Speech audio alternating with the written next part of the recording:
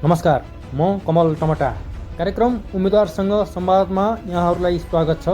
यति बेला मेरो टेलिफोन सम्पर्कमा कालीकोट जिल्लाबाट प्रतिनिधि सभा सदस्य पदका स्वतन्त्र उम्मेदवार मानबहादुर तिरुवाजु हुनुहुन्छ। नमस्कार मानबहादुर तिरुवाजु, उम्मेदवारसँग संवाद कार्यक्रममा तपाईँलाई स्वागत छ। हजुर नमस्कार। कालीकोटमा तपाईँको उम्मेदवारी किन र कालीकोटका नागरिकसँग भोट माग्ने तपाईँको मुख्य आधार के हो? कालीकोटमा मेरो उम्मेदवारी तपाईँको सत्ताको खोजीको लागि होइन, जिम्मेवारीको लागि चाहिँ मैले उम्मेदवारी दिएको छु। कालीकोट वर्षौँदेखि नेताहरूको भाषणले मात्र विकास भएको छ। यहाँ चाहिँ तपाईँको व्यवहारले भएको छैन। मैले धेरै बाल्यकालदेखि नै यो बिग्रेको सडक, उपचार नपाएर मान्छेले ज्यान गुमाएका होइन बिरामीहरू देखेको छु, विदेश पलायन भएका युवाहरू देखेको छु। यिनै पीडाले गर्दा नै मैले उम्मेदवारी दिएको छु होइन। नागरिकसँग भोट माग्ने मेरो आधारहरू स्पष्ट छन्। म कालीकोटको समस्या तपाईँको बाहिरबाट पढेर भन्दा पनि म यहाँ कालीकोटमै आफैले भोगेर आएको छु। त्यसैले मेरो तपाईँको यो कालीकोटमा यहाँ चाहिँ राजनीतिक वार्ता गर्ने भन्दा पनि यहाँ अनुभूति र प्रतिबद्धतामा आधारित छ। त्यसैले मैले चाहिँ कालीकोटमा उम्मेदवारी दिएको छु। तपाईँ 26 वर्षकै उमेरमा प्रतिनिधि सभा सदस्यको लागि स्वतन्त्र उम्मेदवारी दिनुभएको छ। आज धेरै युवाहरू नयाँ अनुहार लिएर आए पनि पुरानै राजनीतिक अभ्यास गरिएको नागरिकको गुनासो छ। नागरिकले तपाईँलाई किन विश्वास गर्ने र तपाईँ अरू युवाभन्दा फरक हुनुहुन्छ भन्ने एउटा ठोस उदाहरण दिनुहोस्। हो, तपाईँले पक्कै पनि यो भन्नुभएको यो सायद क्वेसन प्रश्न छ होइन। अरू युवाभन्दा म फरक किन छु भने आज धेरै नयाँ अनुहारहरू होइन आएका छन्। आए पनि तर के छ भन्नुहुन्छ भने पुरानै सत्ता होइन, पुरानै संस्कृति चाहिँ जुन चाहिँ पहिलाका अन्य तपाईँको दलका नेताहरूले गर्थे त्यो गर्दैछन्। तर मेरो चाहिँ फरक के छ भन्नुहुन्छ भने म कुनै पार्टीको संरक्षणबाट छैन, म पार्टी छैन, म स्वतन्त्र छु। जनताको भरोसामा नै उभिएको छु म होइन। चुनाव पछि के हुन्छ भन्नुहुन्छ भने अरू नेता जस्तो चाहिँ जिल्लामै नआउने हराउने हिँड्दैन। म यहाँ जनतासँगै बस्ने, जनतासँगै रहने चाहिँ प्रतिबद्धता गरेको छु। मैले तपाईँको कुनै यो उम्मेदवारी चाहिँ राजनीतिक स्वार्थको लागि, राजनीतिक लाभको लागि लगेको छैन। यो म तपाईँको चाहिँ यो कालीकोट परिवर्तनको लागि चाहिँ एउटा यो मैले जोखिम उठाएको हो। त्यसैले अरूभन्दा म फरक छु। अनि अर्को कुरा म चाहिँ पैसा तपाईँको पहुँच होइन तपाईँको बुझ्ने बिना नै यो राजनीति गर्न सकिन्छ भन्ने आफैले मैले एउटा अभ्यास पनि बनेको छु। तपाईँले देख्नु भएको छ होला, अहिले पनि म कालीकोटका कयौँ तपाईँको पालिकामा कयौँ गाउँ बस्तीमा एक्लै हिँडिरहँदाखेरि यो एउटा तपाईँको पोजिटिभ अभ्यास भएको छ। यसैले अरू युवाभन्दा म फरक छु। तपाईँ जेनजी पुस्ताबाट आउनुभएको नेता हुनुहुन्छ। युवाको प्रतिनिधित्व भन्न सजिलो छ, तर अनुभव, नीति निर्माण र व्यवस्थापनको हिसाबले पार्टीका पुराना अनुभवी नेता भन्दा तपाईँ कुन आधारमा सक्षम हुनुहुन्छ? एकदमै यो तपाईँले भन्नुभएको क्वेसन सबैले बुझ्नुपर्ने र अहिले जान्नुपर्ने अवस्था छ होइन कमलजी। यो चाहिँ तपाईँको अनुभव उमेरले हुने होइन। अनुभव त तपाईँको यो समयसँग यो परिस्थितिसँग चाहिँ जुझेर आउँदाखेरि हुने तपाईँको त्यो चाहिँ अनुभव हो नि त।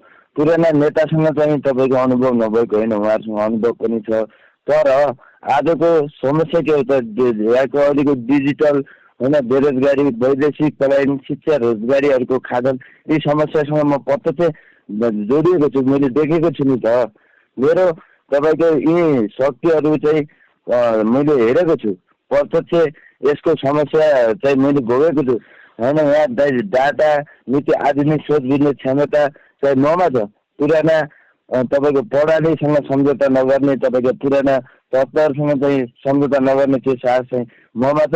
त्यसैले अरू तपाईँको अन्य नेता अनुभव भन्दा पनि तपाईँको उमेरले भन्दा पनि प्रत्यक्ष तपाईँको अहिलेको आवश्यकता अनुसार, अहिलेको विकसित तपाईँको विश्व विकसित राजनीतिक घटना अनुसार चाहिँ मैले यहाँको तपाईँले अघि नै भनिसकेँ तपाईँको डाटा होइन, तपाईँको यो तपाईँको प्रविधि, यो शिक्षा होइन, वैदेशिक पलायन, युवाहरू सबै चाहिँ तपाईँको प्रत्यक्ष पनि देखिरहेको छु। त्यसैले यो देशमा तपाईँको चाहिएको चाहिँ पुरानो तपाईँको अनुहार भन्दा पनि नयाँ समाधान हो। तपाईँले सुरुमा आफ्नो उम्मेदवारी प्रचण्डको विरुद्ध भनेर सार्वजनिक गर्नुभएको थियो एउटा टेलिभिजन अन्तर्वार्तामै। अहिले प्रचण्ड पूर्व रुकुम जानुभएको छ। अब तपाईँको उम्मेदवारी कसको विरुद्ध हो? व्यक्ति कि प्रविधि कि प्रणालीको विरुद्ध हो? हो, पक्कै पनि यो तपाईँको यो मेरो चाहिँ कुनै तपाईँको व्यक्ति विरुद्धको चाहिँ होइन। मेरो लडाइँ यो कुनै व्यक्ति विरुद्ध होइन कमलजी। यो तपाईँको मेरो उम्मेदवारी चाहिँ वास्तविक चाहिँ एउटा लक्ष्य थियो। यहाँ चाहिँ सत्ता क्यान्डिडेट जवाबदारिता चाहिँ नभएको भ्रष्ट तपाईँको राजनीति जुन चाहिँ प्रविधि छ यसका विरुद्ध चाहिँ मैले उम्मेदवारी दिएको थिएँ। त्यसमा तपाईँको चाहे तपाईँको प्रचण्ड होस् या अरूको जोसुकै होस्, यदि जनताको पीडा सुन्दैन भने मेरो राजनीति चाहिँ तपाईँको गलत प्रवृत्तिका विरुद्ध हो होइन। मेरो लक्ष्य तपाईँको स्पष्ट छ, व्यक्ति होइन कि प्रणाली सिस्टम नै परिवर्तन गरौँ भन्ने चाहिँ मेरो लक्ष्य हो। यसैले चाहिँ तपाईँको कसै व्यक्ति होइन भन्दा पनि यो चाहिँ जुन चाहिँ तपाईँको प्रविधि छ यसका विरुद्ध चाहिँ मेरो उम्मेदवारी हो।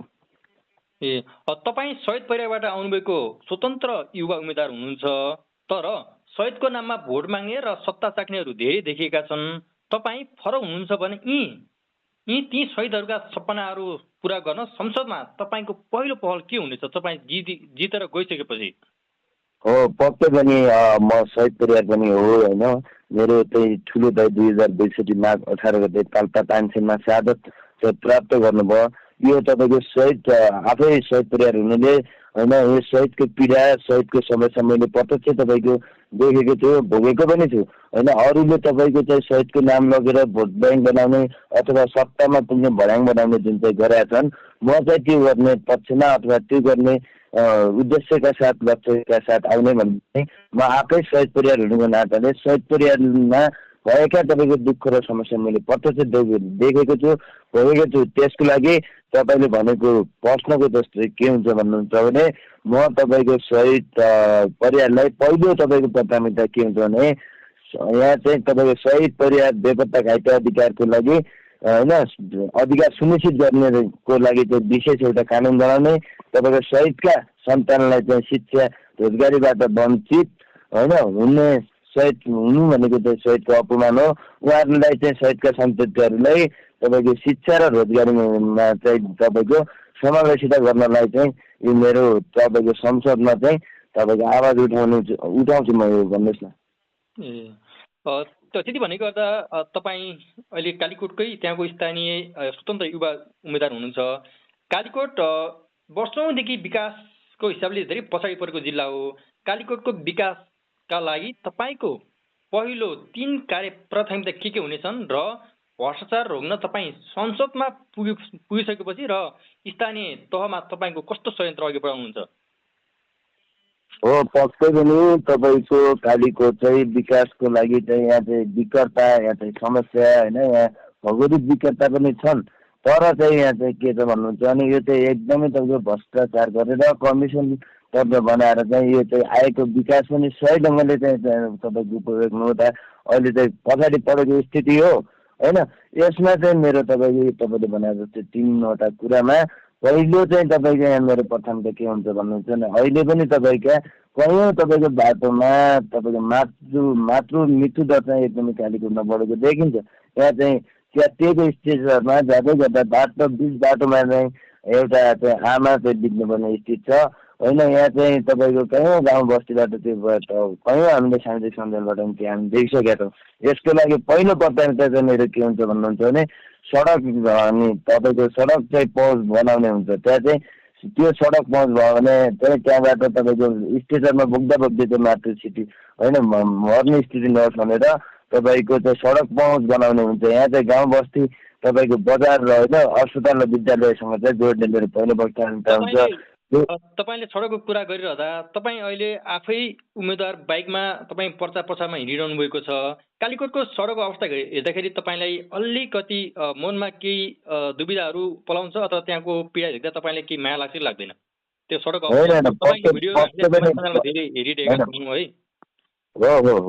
पक्कै पनि तपाईँले भने जस्तै अन्य तपाईँका नेताहरू तपाईँको अगाडि तपाईँको जेसिबी पछाडि स्कर्पियोमा होइन अथवा गाडीमा 4 पाङ्ने गाडीमा हिँडिराख्नु भएको छ भने म आफै स्वयं तपाईँको बाइकमा चाहिँ खाल्डो खुल्लामा हिँड्दा पक्कै पनि तपाईँले भने जस्तै मन हुने मन खल्ल हुने एकदम दुःख लाग्ने कुरा भएको छ।